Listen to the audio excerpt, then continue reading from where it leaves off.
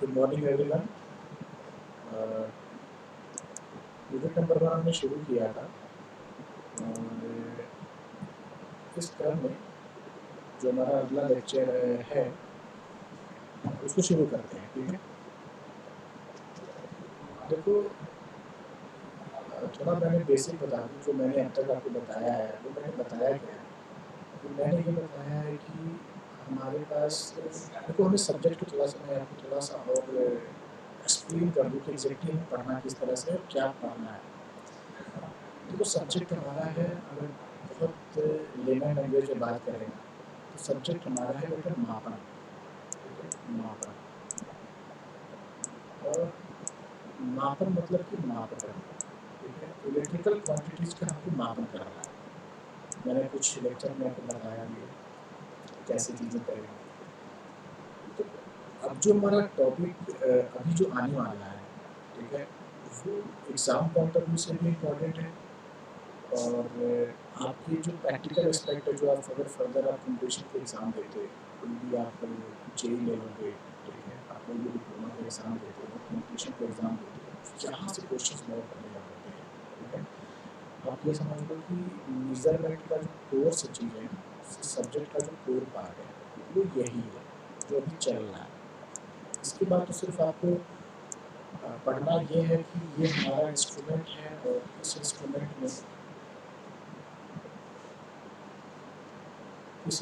में ये चीज़ें हैं। ठीक है, जैसे हमने पढ़ना है कि अगर हमारे पास कोई एमीटर है, ठीक है, तो उस एमीटर के लिए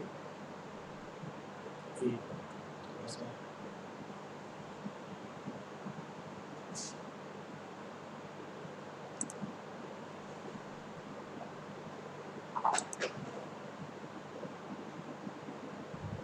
ठीक है, अगर हमारे पास कोई एमीटर है जिसमें हमें धारा का माप करना है, करंट को माप करना है, ठीक है, तो आपको यहाँ पढ़ना क्या होगा आगे चल के, यार हाँ ठीक है, एक एमीटर की बात करेंगे और वो एमीटर जो है वो कई तरह का हो सकता है। ठीक है, उसकी टाइप्स के बारे में पढ़ेंगे हम लोग। तो बहुत ज़्यादा आपको यहाँ पे परेशान नहीं होना है कि सब्जेक्ट को लेकर के, बहुत ही इजी सब्जेक्ट है, बहुत नेचुरल वे में चलेंगे हम लोग, तभी आराम से खत्म हो जाएगा हमारा सिलेबस और समझ में भी आपको आएगा। ठीक है, तो अगर बात करते हैं अभी के कंटेंट की, अब तक जो मैंने पढ़ा है, मैंने आपको क्या क्या बताया, मैंने आपको बताया है कि देखो इंस्ट्रूमेंट्स के मैंने आपको प्रकार बताए हैं। ठीक है, इंस्ट्रूमेंट्स के मैंने आपको प्रकार बताए हैं कि हमारे पास इंस्ट्रूमेंट्स के क्या क्या प्रकार हैं। तो वहाँ मैंने आपको बताया था कि हमारे पास एनालॉग है, डिजिटल में भी हमने देखा, ठीक है, प्राइमरी है, सेकेंडरी है, ये टाइप बताया था। एनालॉग है, डिजिटल है, ये बताया था। ठीक है, इसके साथ साथ मैंने ये बताया था कि डिफ्लेक्टिंग टाइप है और नल टाइप इंस्ट्रूमेंट। और फिर मैंने कल ये बताया था कि डिफ्लेक्टिंग टाइप इंस्ट्रूमेंट हमारे होते हैं, उनको भी हमने 3 पार्ट में देखा था। एक था बेटा हमारा इंडिकेटिंग टाइप, दूसरा था हमारा इंटीग्रेटिंग टाइप और तीसरा था हमारा रिकॉर्डिंग टाइप। ठीक है, तो ये हमारे टाइप्स थे।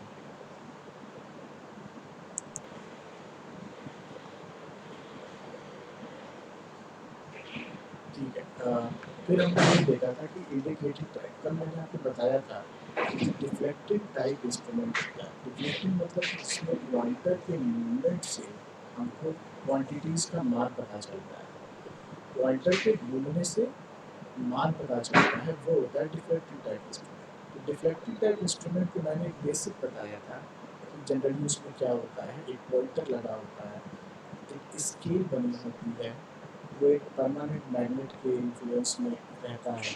ठीक है, और एक मूविंग कॉइल होता है। ठीक है, और मैंने बताया था कि वहाँ पे 2 तरह के टॉर्क काम कर रहे होते हैं। एक को याद करो तो मैंने बताया था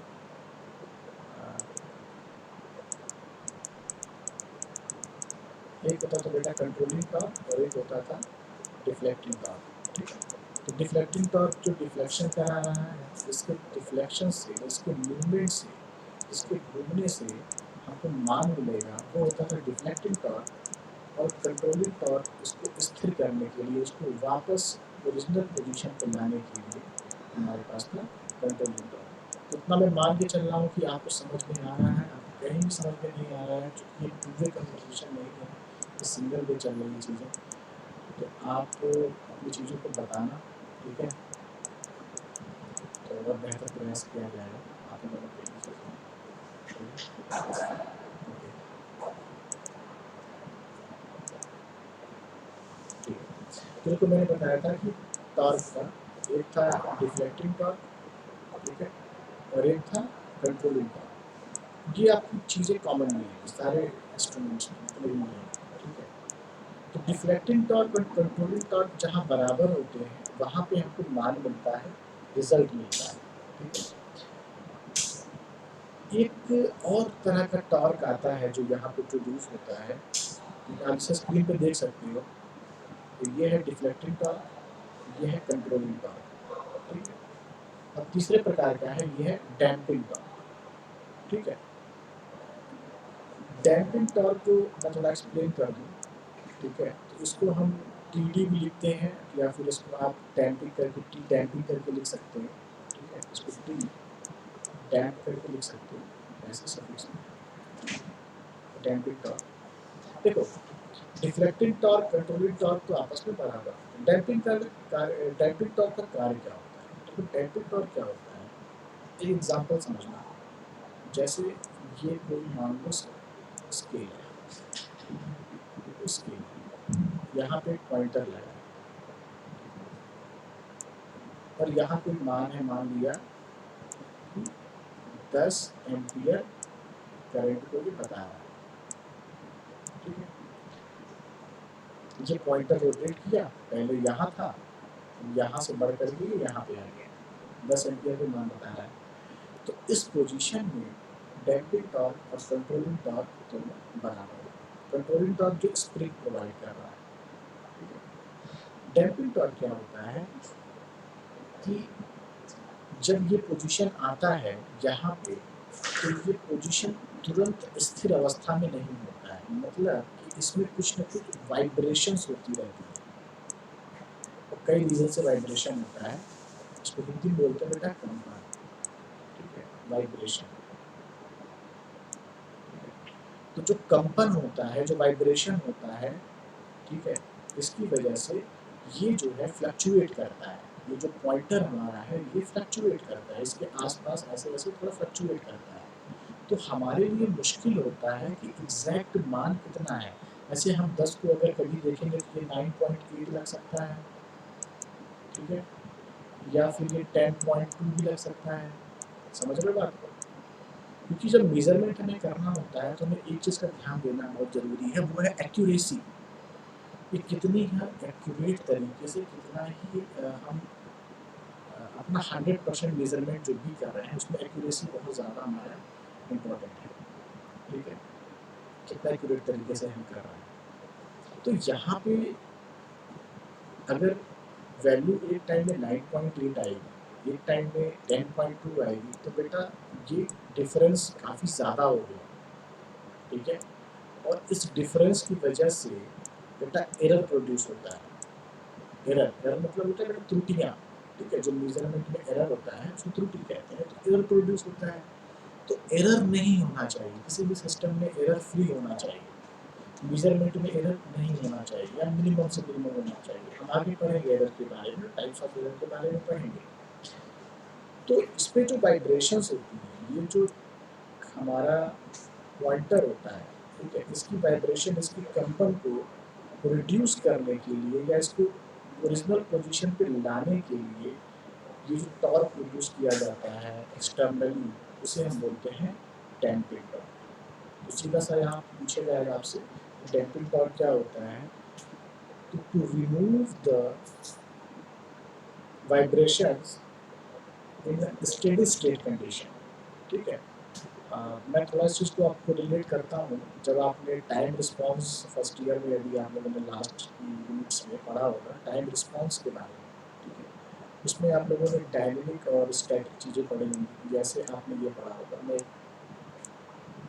हाँ, ये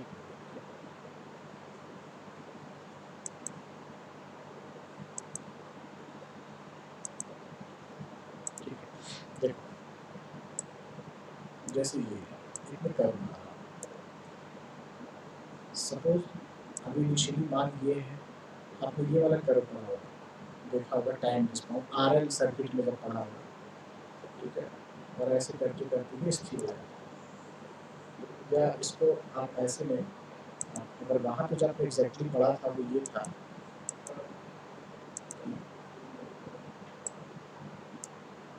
तो क्लास बहुत आराम चलेगी, हमारे पास सिलेबस बहुत ज़्यादा है, बहुत आराम से खत्म होगी चीज़ें, ठीक है।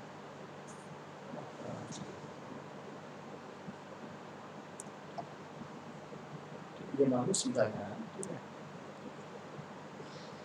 अच्छा, इससे आप क्या समझ रहे हो, इससे आप क्या समझ रहे हो, आप ये देखो कि इनिशियली वैल्यू बहुत हाई गई, फिर लो हुआ, फिर थोड़ा कम हाई हुआ, फिर थोड़ा कम लो हुआ, और करते करते करते करते ये जो वाइब्रेशन है, जो कंपन है, तो समय के साथ साथ आप देख रहे हो, समय के साथ साथ आप देख रहे हो कि धीरे धीरे कम होता गया, और कम होते होते एक सैचुरेट हो, ठीक है, एक सैचुरेट हो, है ना, एक स्थिर अवस्था में आ गया, स्ट्रेट लाइन हो गई, स्ट्रेट लाइन हो गया, ठीक है।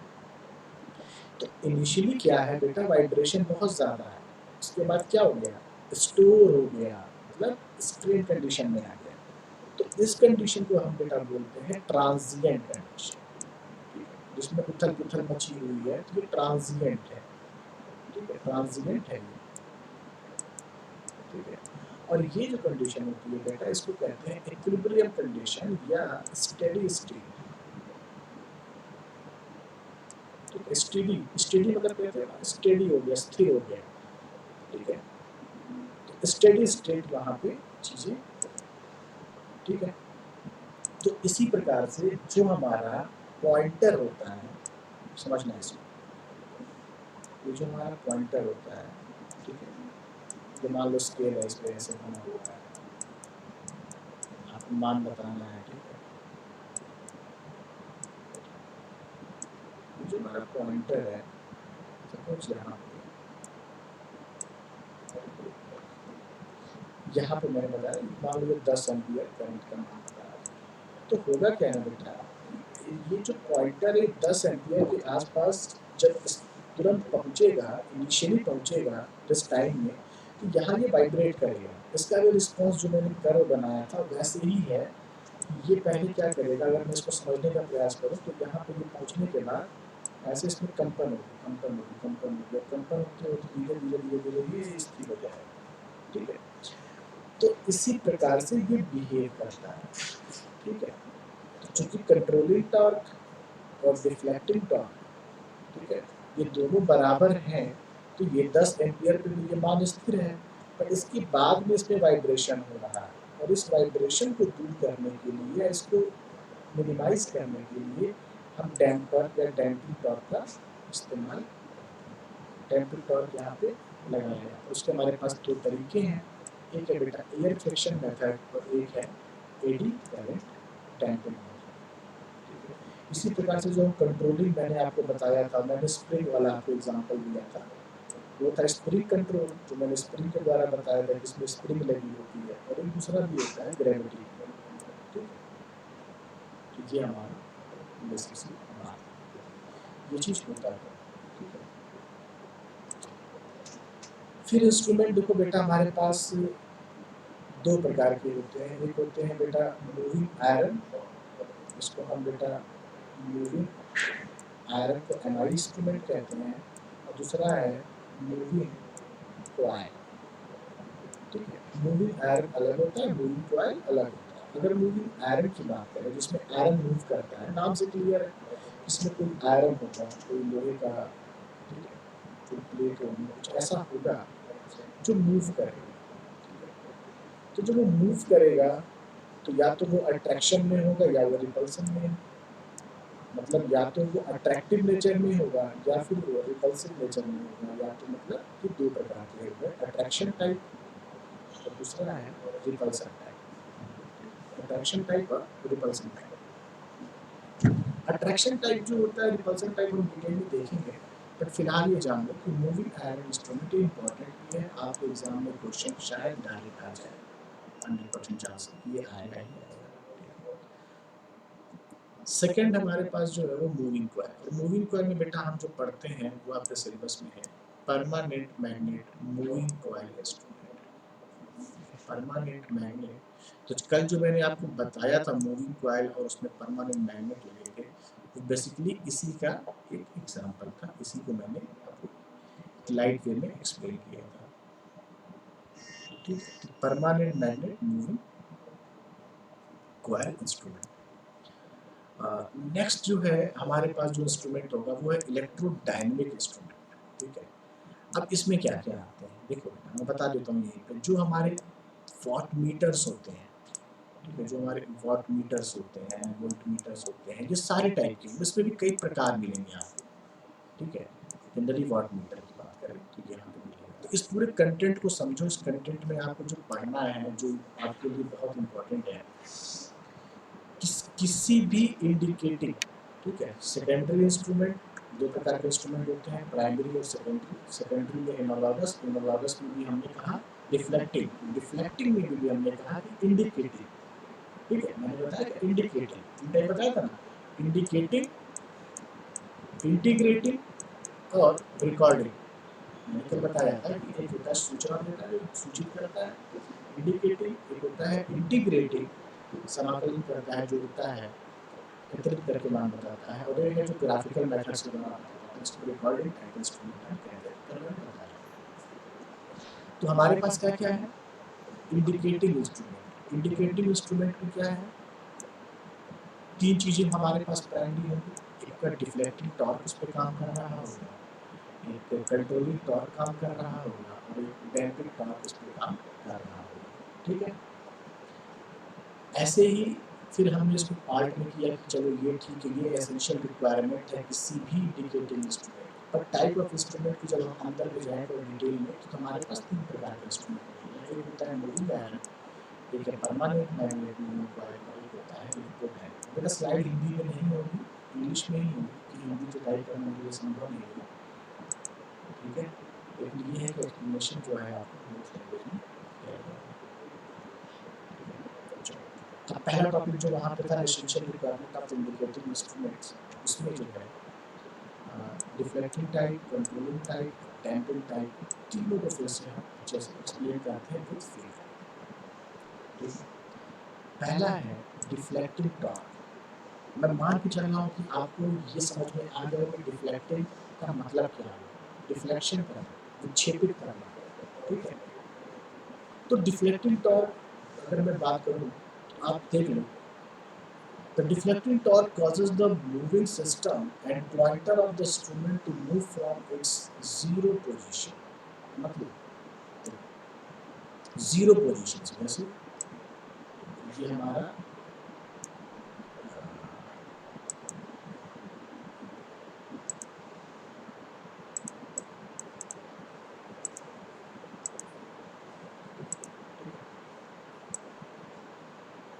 ये मान लो महाराज डायग्राम भी लिख के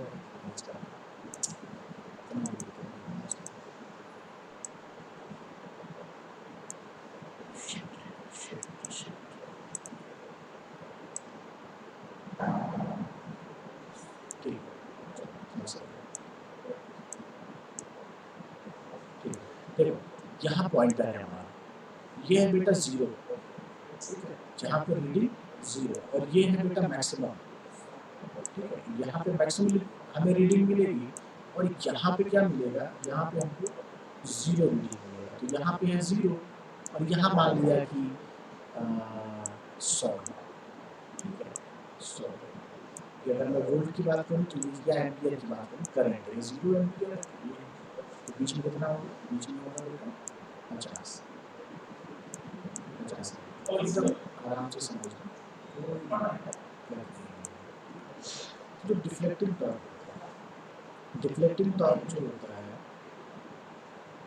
causes the moving system on the pointer of the instrument to move from its zero position, मतलब जीरो पोजीशन से मूव कराने के लिए ये रिस्पॉन्सिबल होता है। और जो production of the deflecting torque depends upon the types of indicating instrument and it's principle of operation. किस प्रकार से मूव कराता है ये डिपेंड करता है कि किस टाइप का इंस्ट्रूमेंट है। मतलब अगर मुझे 60 एम्पियर को नापना है तो 60 एम्पियर यहाँ पे होगा, 60 एम्पियर यहाँ होगा, तो 60 एम्पियर ये वैल्यू है, ठीक है। तो 60 एम्पियर को मेजर करना है तो ये वैल्यू यहाँ से यहाँ तक आ रही है तो निश्चित आएगी, फ्रॉम 0 पोजीशन से 60 एम्पियर तक आएगी।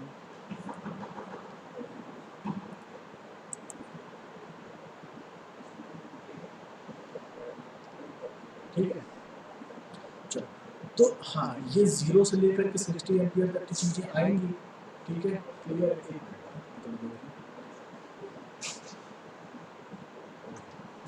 है, लेकिन किस तरीके से, किस मेथड के द्वारा ये पॉइंटर यहाँ से यहाँ पहुँच रहा है ये डिपेंड करेगा कि हमारा इंस्ट्रूमेंट का जो है प्रिंसिपल ऑफ ऑपरेशन क्या है या किस प्रकार का इंस्ट्रूमेंट है, कि टॉर्क उस पर डिपेंड करेगा। ये तो निश्चित तौर पे कि यहाँ से वैल्यू आती होंगी।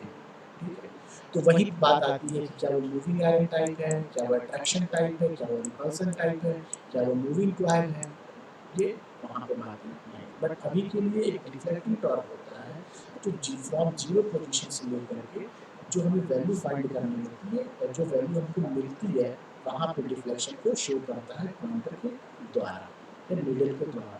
पॉइंटर भी कहते हैं उसको, नीडल भी कहते हैं, उसको हम सुई भी कहते हैं। तो इसलिए बहुत ज़्यादा मस्त टॉपिक है, मस्त सब्जेक्ट भी है, एकदम आराम से पढ़ना।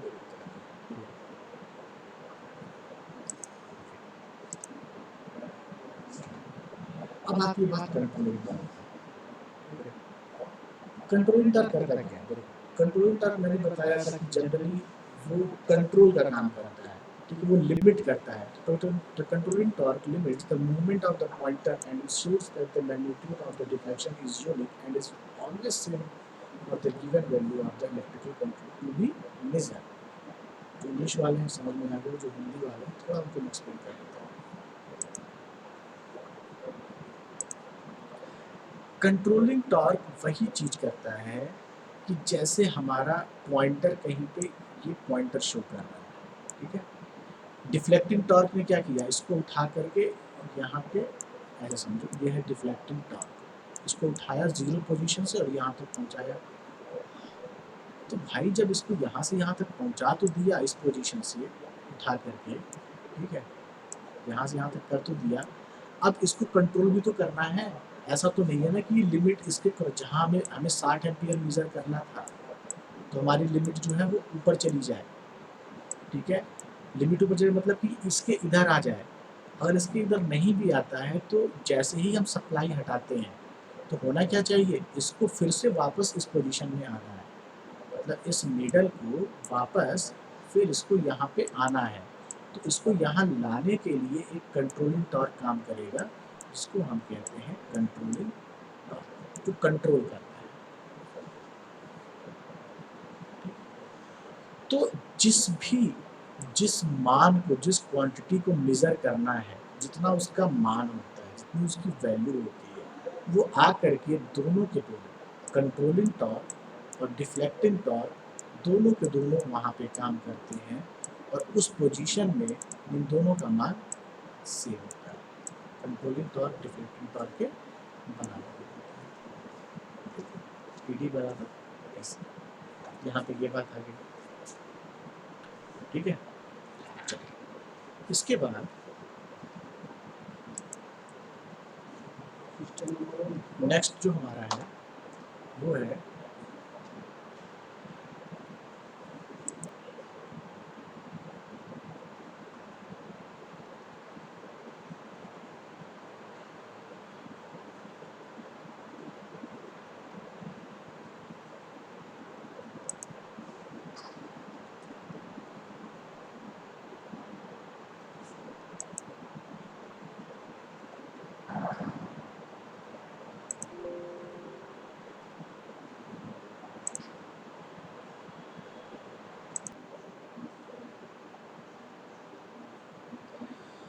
हेलो, हाँ कुछ टेक्निकल प्रॉब्लम आ गई थी, ठीक है, अभी आवाज़ तो शायद क्लियर होगी,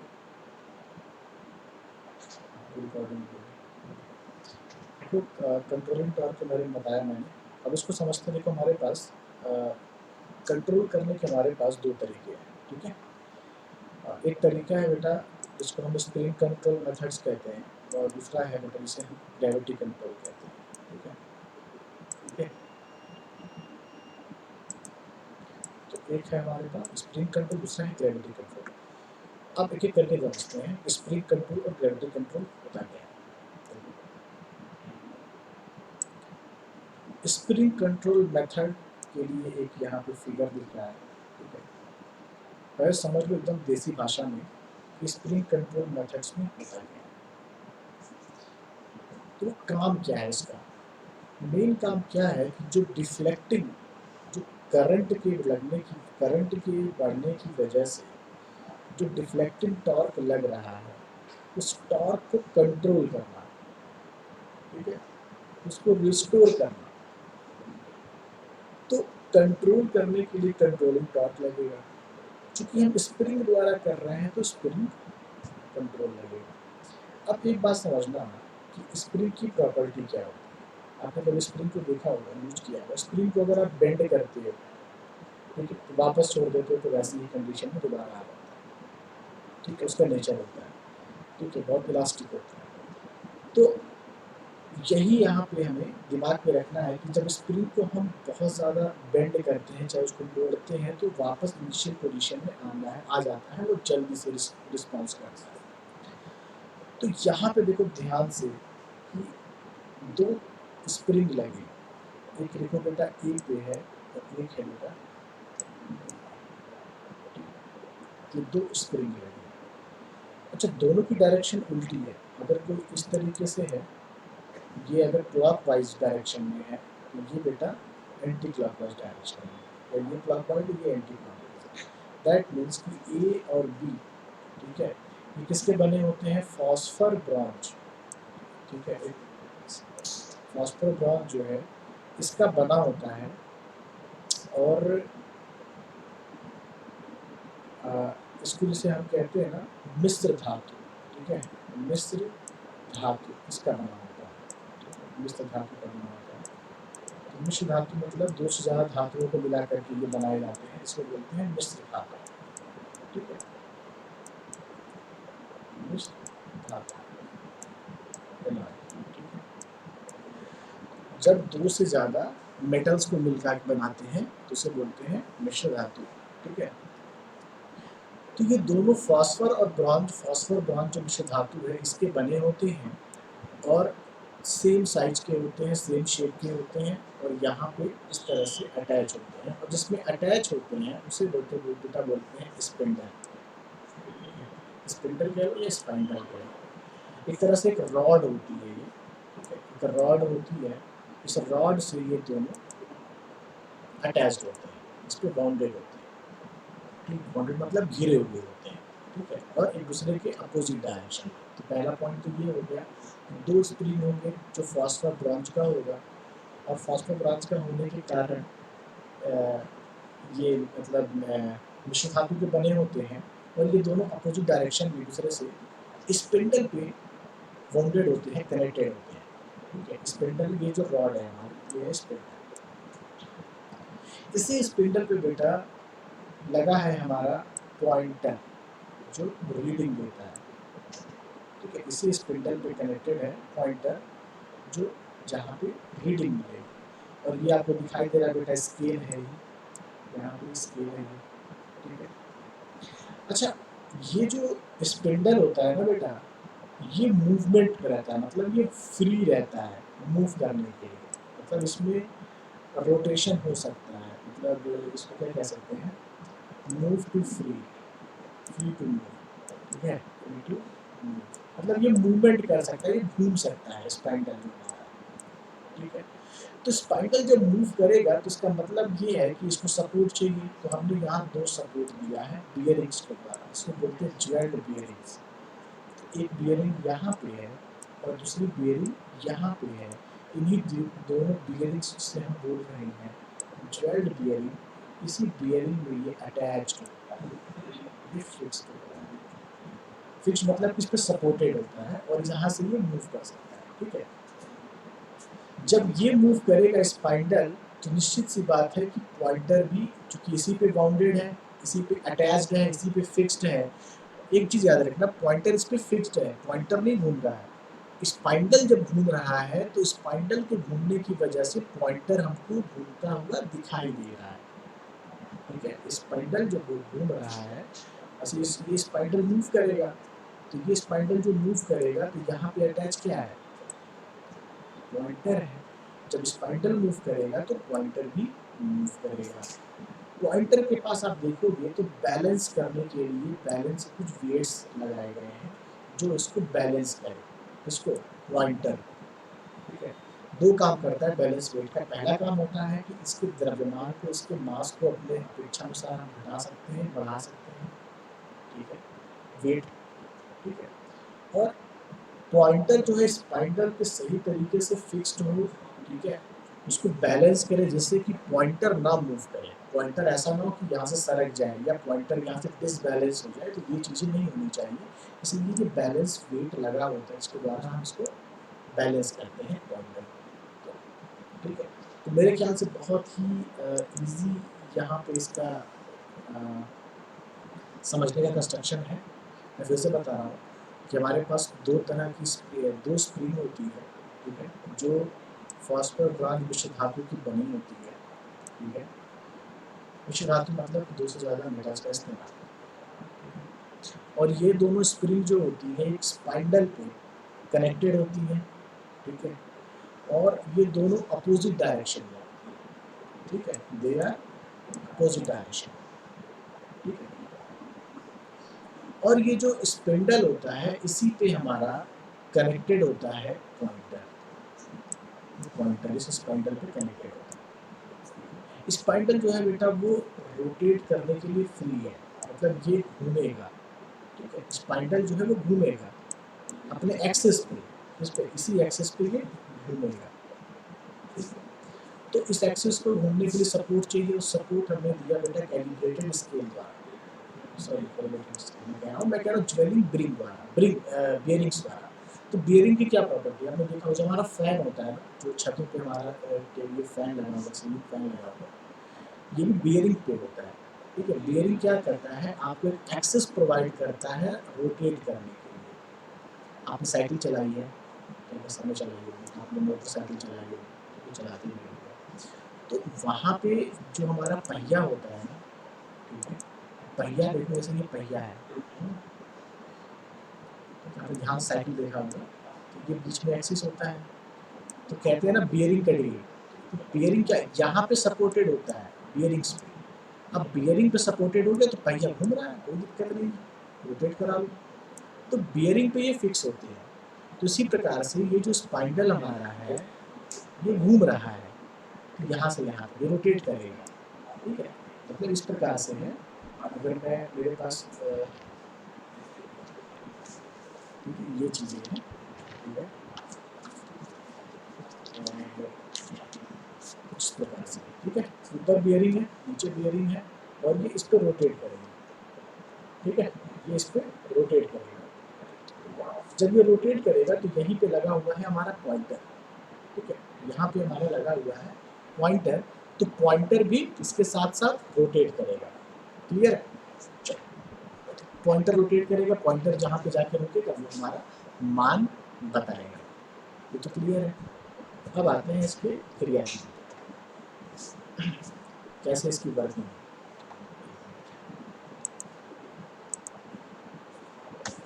ऑनलाइन लेक्चर है तो हमारे लिए भी नया है, आपके लिए भी नया है, थोड़ा सा चीज़ें चलेंगी। देखो वर्किंग की बात करें अगर, तो ये जो हमारे डिफरेंट टाइप्स के जो हमारे स्प्रिंग्स लगे हुए हैं, ठीक है, दोनों हमारे स्प्रिंग लगे हुए हैं, तो बेटा अगर ये हमारा रोटेट कर रहा है, सपोज ये हमारा, अगर मेरा ये कनेक्टेड है, ठीक है, स्प्रिंग कनेक्टेड है, ठीक है। देखो कंट्रोलिंग टॉर्क कल मैंने बताया था एक फार्मूला BIL sin थीटा से, मैंने ये देखा था कि जो हमारा कंट्रोलिंग टॉर्क है वो प्रोपोर्शनल है करंट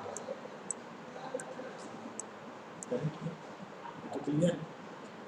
और कल मैंने ये भी बताया था कि जितना कंट्रोलिंग टॉर्क की वजह से, डिफ्लेक्टिंग टॉर्क की वजह से मूव करेगा, ये हमारा, जैसे ये हमारा मूव कर रहा है, ठीक है, जैसे मान लो ये है, ठीक है, ये हमारा पॉइंटर है, ये बेटा मूव करके यहाँ से यहाँ आ गया, ठीक है, ये स्केल है, ये स्केल है, ठीक है, समझ लेना।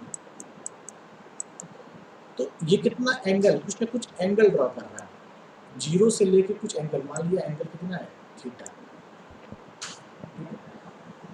तो ये थीटा एंगल जो हमारा है, जो इनिशियली यहाँ पे था और यहाँ से यहाँ जाने पे थीटा एंगल बना रहा है, तो जो कंट्रोलिंग टॉर्क काम कर रहा है दैट इज TC, किसके प्रोपोर्शनल होगा, वो प्रोपोर्शनल होगा थीटा। क्योंकि इतना ही आपको पता है ना, स्प्रिंग में जो हम पढ़ते थे, अगर आपको याद होगा तो F=kx हुआ करता था, फर्स्ट ईयर में नहीं पढ़ा होगा, हाँ आपने मैकेनिक्स में पढ़ा होगा, ठीक है, या फिर 12th या 10th में पढ़ा होगा। जो स्प्रिंग होता है, जो स्प्रिंग को खींचते हैं, ठीक है, जो फोर्स लगता है उस पर F=kx लगता है, ठीक है। और अगर हम एंगुलर की बात करें, अगर एंगल में बात करते हैं, तो अगर लीनियर में मतलब रैखिक में जो चीज़ें x डिस्प्लेसमेंट हो रहा है, तो अगर हम एंगुलर की बात करते हैं तो एंगुलर डिस्प्लेसमेंट हम थीटा की बात करते हैं। तो वहाँ से भी चीज़ों को समझ सकते हैं कि एंगुलर डिस्प्लेसमेंट हो रहा है from this position to this position, angular displacement कितना डिस्प्लेसमेंट हुआ, थीटा का। तो टॉर्क कितना लगेगा, FTC बराबर k थीटा, के कांस्टेंट होता है, ठीक है। तो हमने k को हटाया तो फिर यहाँ से हमें क्या मिल गया, यहाँ मिल गया TC बराबर TC प्रोपोर्शनल टू, ये बातें क्लियर है, कोई दिक्कत। बेटा होता क्या है ना, जैसे ही यहाँ पे ये TD मतलब क्या, डिफ्लेक्टिंग टॉर्क लगता है, तो हमारा पॉइंटर मूव करता है। जब पॉइंटर मूव करता है जिस डायरेक्शन में, उस डायरेक्शन में हमारा एक स्प्रिंग जो है वो उसी डायरेक्शन में रोटेट करता है, ठीक है, उसी डायरेक्शन में रोटेट करता है। और जैसे ही स्प्रिंग वहाँ पे रोटेट करता है, तो स्प्रिंग जो है वो खींच के, एक जैसे मान लिया स्प्रिंग को, जब आप नॉर्मली क्या होता है मेरे साथ,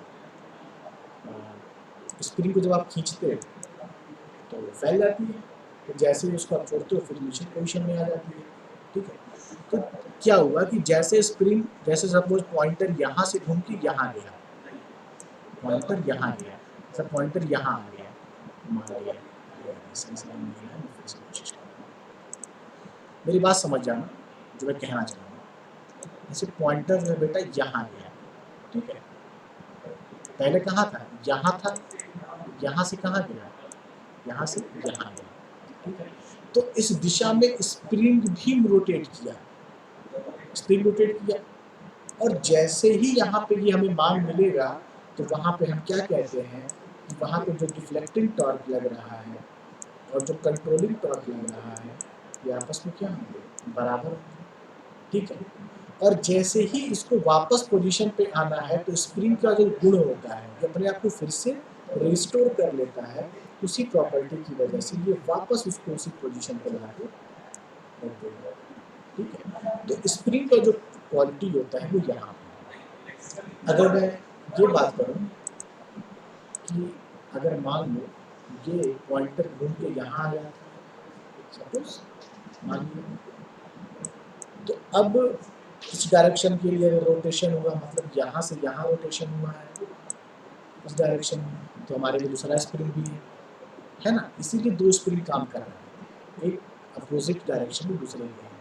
तो जैसे ये वाला पॉइंटर यहाँ पे आएगा, ठीक है, ये पॉइंटर यहाँ पे आएगा, दूसरा वाला स्प्रिंग भी क्या होगा, उसी डायरेक्शन में रोटेट करेगा, और जब रोटेट करेगा तो कुछ एंगल बनाएगा थीटा, यहाँ से यहाँ तक एंगल बनाया कितना, थीटा, ठीक है। और जैसे ही फिर हम इसको हटाते हैं और नॉर्मल कंडीशन में आते हैं, तो फिर स्प्रिंग क्या करेगा, इसको फिर उठा करके इसी कंडीशन में वापस ला के रख देगा जिसमें वो पहले था।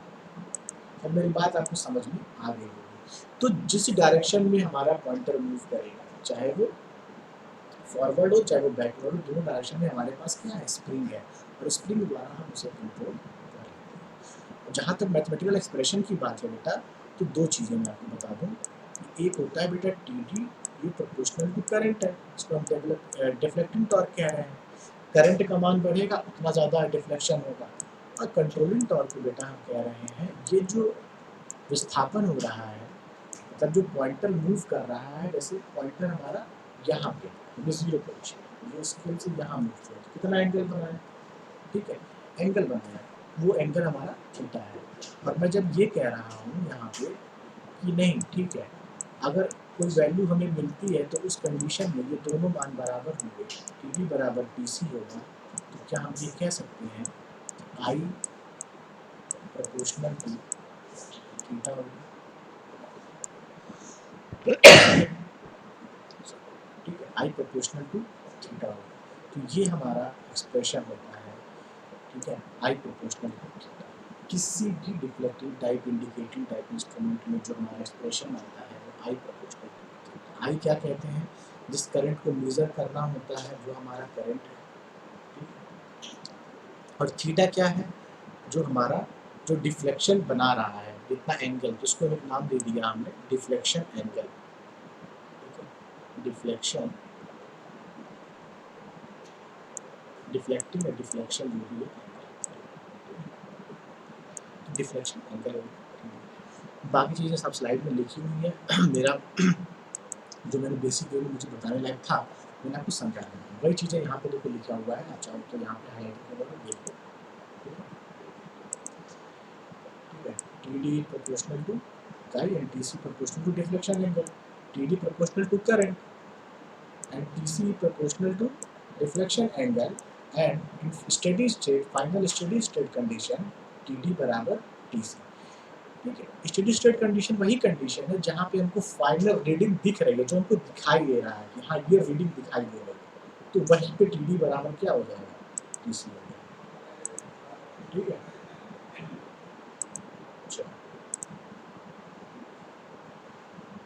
एक ही और हम देखेंगे, हमारे पास जो स्केल होता है वो कई तरह के स्केल होते हैं, ठीक है। तो यहाँ पे जो स्केल की हम बात कर रहे हैं याद रखना वो है लीनियर स्केल। हम देखेंगे लॉगरिथमिक स्केल क्या होता है, लीनियर स्केल क्या होता है, बट अभी के लिए आप याद रखना जो स्केल यूज हो रहा है वो है लीनियर स्केल, ठीक है।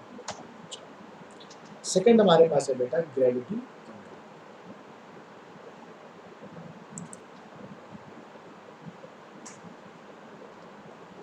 ठीक है। तो कंट्रोल करने के हमारे पास दो तरीके हैं कंट्रोलिंग टॉर्क प्रोड्यूस करने के, या तो वो स्प्रिंग द्वारा होगा चाहे वो ग्रेविटी द्वारा होगा। ग्रेविटी मतलब पता क्या होगा, जिसमें भार होगा, ठीक है, जिसमें मास भार गुरुत्व द्वारा। तो ग्रेविटी कंट्रोल बहुत ज़्यादा यूज किया जाता है, ठीक है, और ग्रेविटी कंट्रोल एक्यूरेट भी होता है, ठीक है। ग्रेविटी कंट्रोल और स्प्रिंग कंट्रोल में अगर हम डिफरेंस की बात करें तो स्प्रिंग द्वारा जब हम कंट्रोलिंग टॉर्क को प्रोड्यूस कर रहे थे तो वो हमारा हो गया स्प्रिंग कंट्रोल में, और ग्रेविटी द्वारा हम जब प्रोड्यूस करेंगे वो हमारा हो गया ग्रेविटी कंट्रोल में। अब देखो यहाँ पे डायग्राम ग्रेविटी कंट्रोल मेथड में होता क्या है, ये हमारा एक स्पाइंडल ये दिख रहा है ना, ये जहाँ मैंने कर्सर घुमाया है, ठीक है, वो स्पाइंडल बेटा पता है कैसे है, वो ऐसे नहीं है, वो भी ऐसे ही ऐसे पिछला बना हुआ है, ऐसे ही और टाइप है, वही स्पाइंडल है। बट ये फोटो हम बेटा यहाँ से अगर देखें, इस तरफ से देख रहे हैं तो हमको ये गोलाकार दिखाई दे रहा है, यहाँ से देखेंगे तो गोलाकार दिखाई दे रहा है, और सामने से देखेंगे तो ये हमको एक लंबा दिखाई दे रहा है।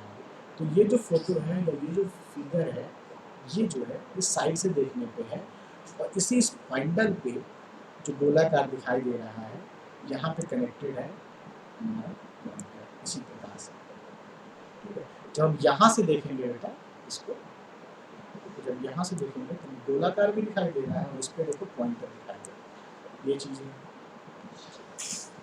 इस पे बेटा क्या है ना कि दो तरह की वेट होते हैं, ठीक है, एक होता है बैलेंस वेट जो मैंने बताया था बैलेंस करने के लिए, और दूसरा होता है कंट्रोल वेट, इसके मूवमेंट को कंट्रोल करने के लिए, ठीक है, एक होता है बैलेंस वेट और एक होता है कंट्रोल वेट। तो बैलेंस वेट जो बेसिकली स्पाइंडल को स्पाइंडल जो हमारा है, इस पे जो हमारा पॉइंटर है, वो स्पाइंडल है, इस पे जो पॉइंटर है इसको बैलेंस करने के लिए यहाँ पे लगाते हैं बैलेंस वेट, और इसको कंट्रोल करने के लिए यहाँ पे हमने लगाया मतलब इसकी मूवमेंट को, क्योंकि ये स्पाइंडल क्या है, स्पाइंडल रोटेट करेगा, जब स्पाइंडल रोटेट करेगा तो पॉइंटर भी हमारा घूमेगा। ठीक है, तो मान लिया कि अगर इस प्रकार से हमारे पास है, बाकी पॉइंटर है या कोई रीडिंग दिखाई दे रही है, मान लिया कि किसी समय ये पोजीशन जो थी पहले 0 पे था, अब रीडिंग जो है वो यहाँ पे दिखा रहा है, तो ये अप्रॉक्स 60 के आसपास है। ठीक है, और मैं इसको हमारा मीटर जो है इस मिडल जो है पॉइंटर यहाँ से आ गया यहाँ, पहले यहाँ था अब आ गया यहाँ।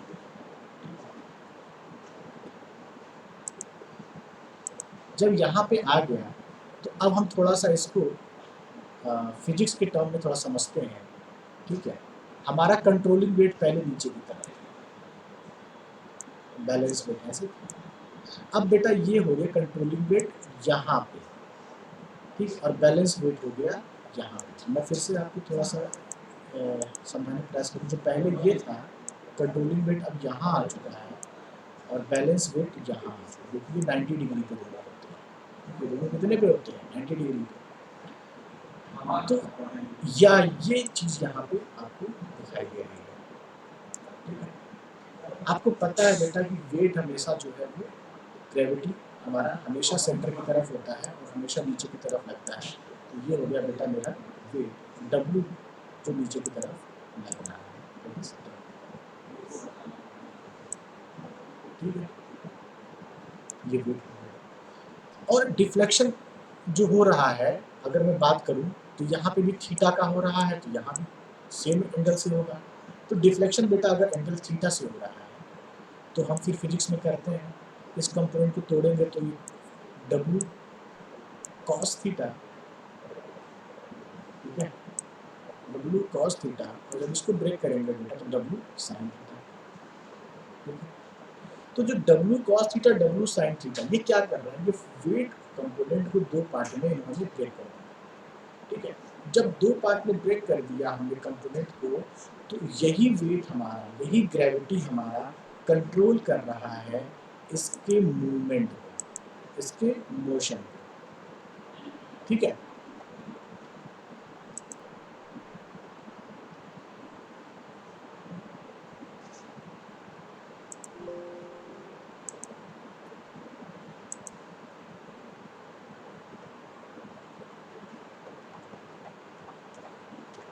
चलिए हम लोग कहाँ पे थे, ग्रेविटी। तो देखो क्या है ना, ग्रेविटी मतलब क्या होगा कि भार की वजह से जब भी ये पॉइंटर मूव करेगा, सपोज ये पॉइंटर यहाँ था और यहाँ से मूव किया इस डायरेक्शन में, इस डायरेक्शन में मूव किया, यहाँ से यहाँ मूव किया। ठीक है, यहाँ से यहाँ मूव किया, जब ये मूव किया बेटा तो हुआ क्या ना, ये जो कंपोनेंट वेट का कंपोनेंट है वो इस डायरेक्शन में, इसके वेट का कंपोनेंट जो है डब्ल्यू, ठीक है, अब इस पे ये दोनों काम करेगा। ठीक है, तो जो कंपोनेंट हमारे डब्ल्यू कॉस थीटा और डब्ल्यू साइन थीटा, अब देखो डब्ल्यू साइन थीटा जब ध्यान से देखना, डब्ल्यू साइन थीटा क्या है, अगर मैं इसको ब्रेक करूं यहाँ पे तो यही तो डब्ल्यू साइन थीटा है, यही तो है डब्ल्यू साइन थीटा, और ये क्या है, ये है डब्ल्यू कॉस थीटा।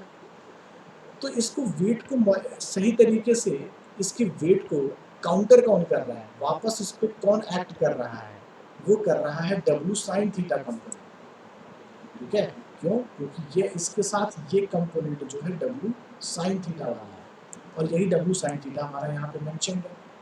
तो जब भी ये मूव करेगा, मेरा कहने का अभिप्राय क्या है कि जब भी हमारा पॉइंटर मूव करेगा तो पॉइंटर को जो मूव करेगा तो जो पॉइंटर का साइन थीटा कंपोनेंट है, जो उसका वेट है, कंट्रोलिंग वेट का साइन थीटा कंपोनेंट है, ये वापस उसको अपने भार के कारण, अपनी ग्रेविटी के कारण पुराने पोजीशन पे लाने का प्रयास करेगा, मतलब इनिशियल स्थान पे लाने का प्रयास करेगा। मतलब अगर यहाँ से आप चले, ठीक है, और यहाँ से यहाँ आप आए तो ये डब्ल्यू साइन थीटा आपको फिर वहाँ से लेकर के यहाँ लाए। चूंकि ये सारा काम एक ग्रेविटी की वजह से हो रहा है, मास की वजह से हो रहा है, डब्ल्यू की वजह से हो रहा है, जिसको हम कंट्रोल वेट से मिल रहा है, इसीलिए हमने इसको बोला ग्रेविटी कंट्रोल। और जो बाकी चीज़ें इसके साथ है क्या क्या, कंट्रोलिंग टॉर्क, टी डी, ठीक है, टी डी प्रोपोर्शनल टू क्या रहेगा बेटा, यहाँ पे भी आई रहेगा। एक चीज़ बता दूँ कि यहाँ पे जो टी सी रहेगा ना, कंट्रोलिंग टॉर्क, वहाँ पे क्या था, स्प्रिंग में प्रोपोर्शनल टू थीटा था, यहाँ बेटा प्रोपोर्शनल टू साइन थीटा हो गया। क्यों, क्योंकि साइन थीटा जो कंपोनेंट है ये यहाँ पे काम कर रहा है। और at equilibrium condition, steady state condition, हम क्या कहते हैं, टी डी बराबर टी सी, इसको याद कर लो, टी डी बराबर टी सी। तो आई प्रोपोर्शनल टू क्या हो जाएगा, अगर मैं यहाँ से ले लूँ टी डी को, यहाँ से ले लूँ टी सी को, तो I proportional to that is I proportional to sin।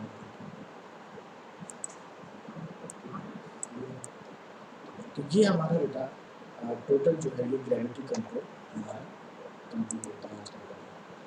एक चीज़ बताना चाह रहा था मैं आप लोगों से, क्योंकि सब्जेक्ट होता है ना ये बहुत ज़्यादा थ्योरेटिकल सब्जेक्ट है, और आपके पास जो भी सब्जेक्ट इस सेमेस्टर में है थ्योरेटिकल है, तो थ्योरेटिकल से थोड़ा बोरिंग होता है, ठीक है, न्यूमेरिकल होता है, अच्छा न्यूमेरिकल इसमें मिलेंगे थोड़े कम, कॉन्सेप्ट है पर थियरी है, और थियरी ज़्यादा आपको याद करना है, क्योंकि आप मैकेनिज्म को, आपको वेट, जैसे वेट कंट्रोल हम लोग का, ग्रेविटी कंट्रोल होगा, तो आपको फिगर को याद करना, इसको ड्रॉ करना। तो मेरी कोशिश क्या है कि आपको व्यवहारिक तौर पे चीज़ों को समझाऊँ, जिससे आप खुद एनालाइज कर पाओ कि चीज़ें किस तरह कार्य कर रही हैं, ठीक है। और इसमें रखना आपको पड़ेगा, याद करना पड़ेगा, ठीक है। ऐसी कोई चीज़ नहीं आपको याद ना करना है, आपको याद करना पड़ेगा। तो थोड़ा सा आप लोग करें इसमें समझदार, ठीक है। तो ठीक है, फिर क्लास को बंद करते हैं।